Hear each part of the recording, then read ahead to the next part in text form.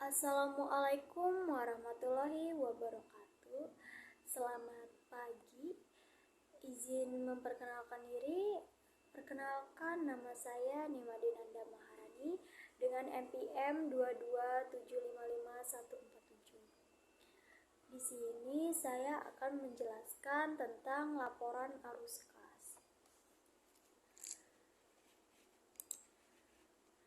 Apa sih yang dimaksud dengan laporan arus kas?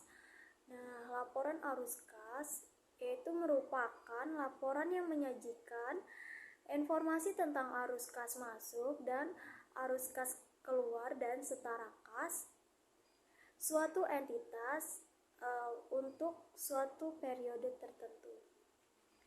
Lalu, melalui laporan arus kas, pengguna laporan keuangan ingin mengetahui bagaimana entitas menghasilkan dan menggunakan kas dan setara kas.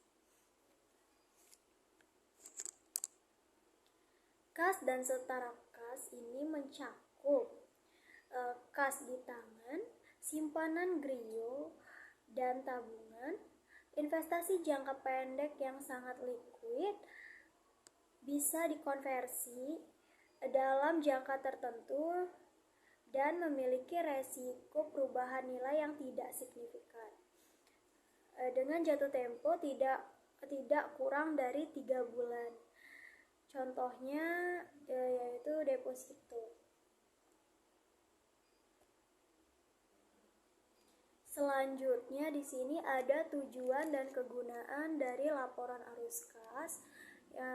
Tujuan utama dari laporan arus kas ini yaitu untuk menyajikan informasi tentang perubahan arus kas dan setara kas entitas selama satu periode yang diklasifikasikan berdasarkan aktivitas operasi, aktivitas investasi, dan aktivitas pendanaan.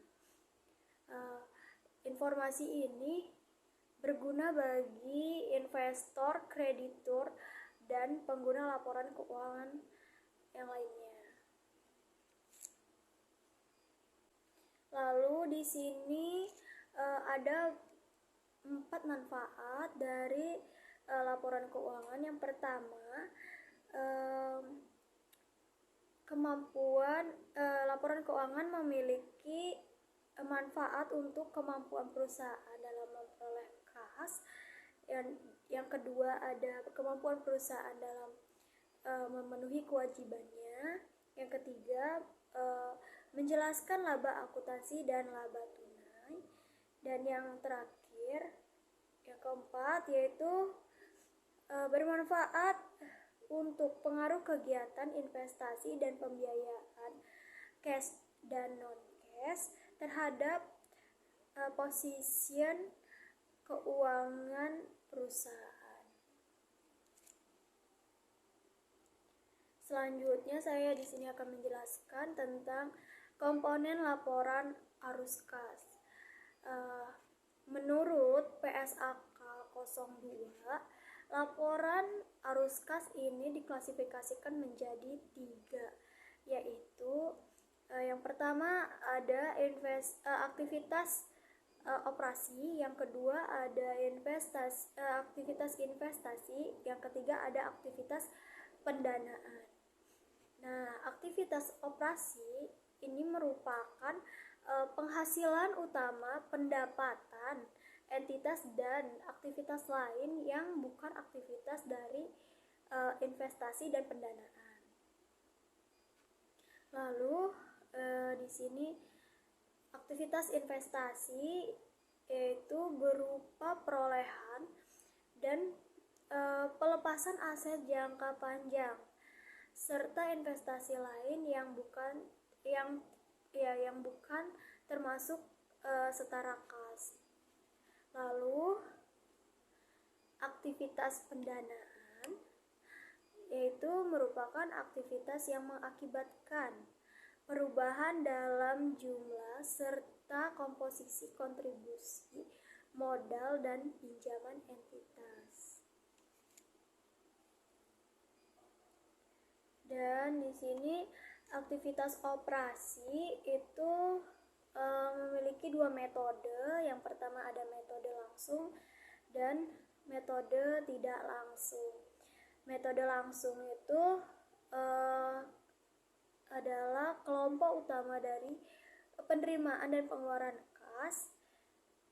kas bruto yang diungkapkan. Lalu untuk metode yang tidak langsung itu laba disesuaikan dengan mengoreksi transaksi non-kas, penangguhan, akrual, dan unsur penghasilan atau beban atau yang terkait.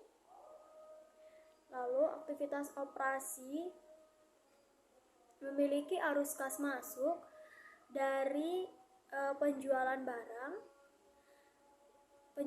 dan jasa, penerimaan royalti atau komisi, pendapatan bunga, dan dividen yang diterima. Dan untuk arus kas keluar dari aktivitas operasi itu untuk pembayaran pemasok, pegawai pajak, dan bunga pinjaman. Lalu di sini ada aktivitas investasi yang dimana arus kas masuknya berasal dari penjualan aset tetap, penjualan aset tidak berwujud, penjualan saham atau instrumen utang entitas lain, penerimaan dari pembayaran pinjaman yang diberikan kepada entitas lain. Nah, lalu ada arus kas keluar dari aktivitas investasi ini, yaitu untuk pembelian aset tetap, pembelian aset tak berwujud, pembelian investasi, pengeluaran untuk pemberian pinjaman kepada entitas lainnya.